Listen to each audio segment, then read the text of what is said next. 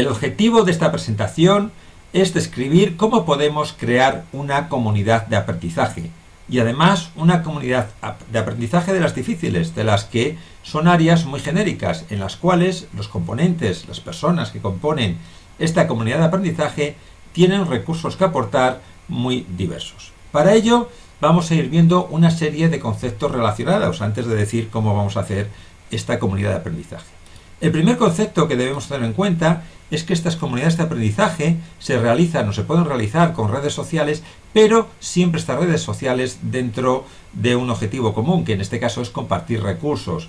Podremos ver este tipo de redes, que es una red orientada a compartir recursos, pero también podemos ver qué otros tipos de redes tenemos. Son clasificaciones de redes, en las cuales una de esas clasificaciones pues son o enmarca este tipo de práctica que vamos a hacer. Por otro lado, también lo que es la comunidad de aprendizaje dota de unas características especiales a este tipo de redes que sirven para compartir recursos.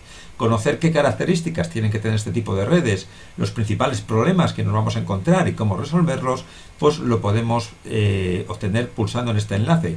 Pulsamos este enlace, hay varios apartados, seleccionaremos el apartado Comunidades de Aprendizaje. Por otro lado, esta comunidad de aprendizaje decía que era un tema muy genérico. Las comunidades de aprendizaje que presentan temas genéricos son difíciles de organizar, sobre todo porque se aportan conjunto de recursos muy diferentes entre sí. Por lo tanto, es difícil de esos recursos tener una clasificación, una visión común de los mismos.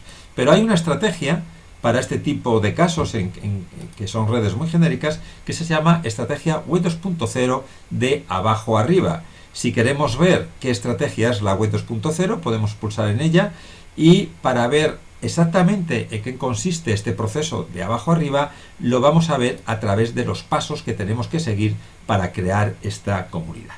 Vamos a ver estos pasos. El primero de ellos es elegir, evidentemente, un área de trabajo, el tema sobre el que vamos a trabajar. En este caso decía que ese tema va a ser genérico, porque es cómo mejorar la docencia. Es cierto que cuanto más concreto sea el tema, pues mejor, es decir, que cuanto más restringamos el tema de trabajo, pues más van a converger esos recursos. Por otro lado, el segundo paso va a ser seleccionar un recurso que nos haya sido útil. Esto es importantísimo, un recurso que nos haya sido útil. Un recurso que nos haya sido útil, ¿cuál es? Pues cualquier recurso que a menudo suele estar expresado o reflejado en una dirección web, pues que nos haya servido para el objeto de la red. Es decir, yo tengo un recurso que me ha servido para mejorar la red, para mejorar la docencia, bueno, pues ese recurso es el que voy a compartir. Es importante incidir en que haya sido utilizado, ya que la experiencia, es decir, el conocimiento de haberlo utilizado es el que tenemos que compartir, y evidentemente la identificación del recurso que vamos a compartir. El planteamiento de esta idea es sencilla. Si el área de interés, si ese área de trabajo lo que hace es reunir a un conjunto de personas con intereses comunes, pues si uno de ellos tiene un recurso localizado que da resultado útil, la probabilidad de que ese recurso sea útil para el resto es muy alta. Por lo tanto, por esa idea o por esta razón, vamos a tratar de compartir esos recursos que nos han sido útiles. Y recordar que la experiencia, precisamente, el conocimiento que vamos a subir, es precisamente la experiencia de haber manejado ese recurso. El tercer paso es clasificarlo mediante folsonomías. Folsonomías no son más que las etiquetas, las clásicas etiquetas que nos podemos encontrar en un blog, en una wiki o los hashtags de Twitter.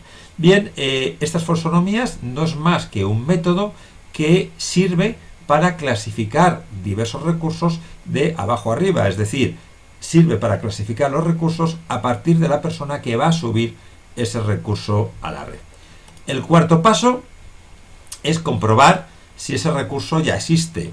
Si existe el recurso, ¿qué debemos hacer? Si ese recurso ya existe en la red, no lo vamos a poner otra vez, estaríamos duplicando un recurso. En este caso, lo que se suele hacer es aportar una información adicional al recurso que ya existe. Por ejemplo, si es una dirección web, que es un programa pues para hacer presentaciones, por ejemplo, pues un comentario puede ser, oye, pues mira, yo utilizo este recurso en este tipo de presentaciones y mi opinión es lo que sea.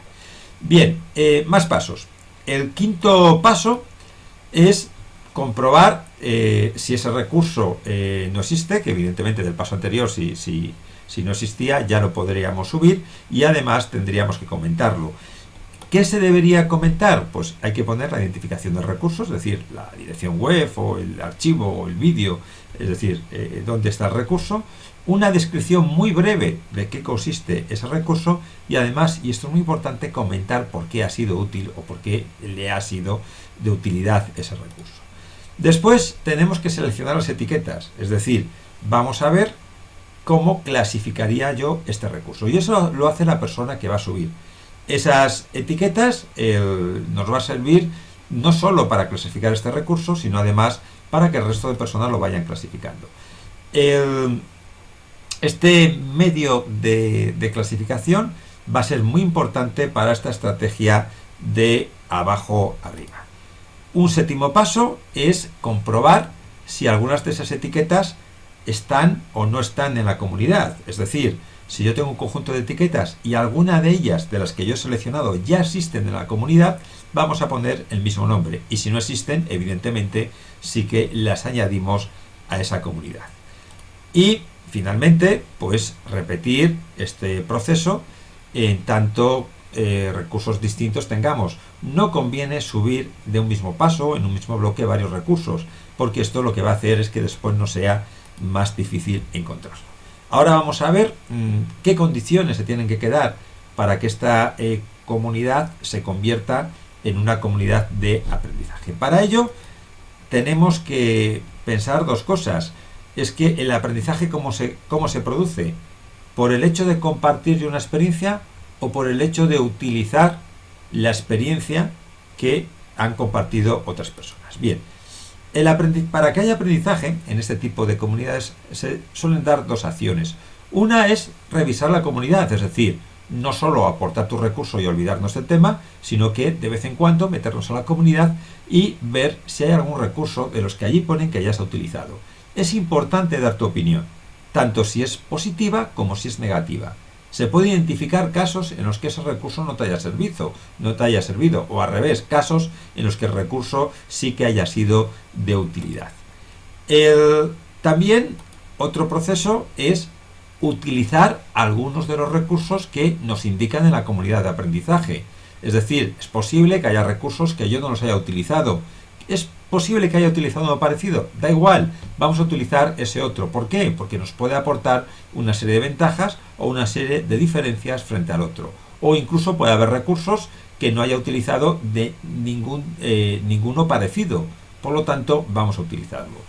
Daros cuenta que si hemos seguido las instrucciones, los pasos, siempre nos van a decir que ese recurso nos dará una breve descripción y además nos dará esa experiencia de uso, pues nos dirá en qué aplicación o en qué contexto o cómo le ha funcionado y si ha merecido la pena o no el esfuerzo, por ejemplo, para aprenderlo a manejar. Por lo tanto, estos dos puntos son los que nos van a producir el aprendizaje.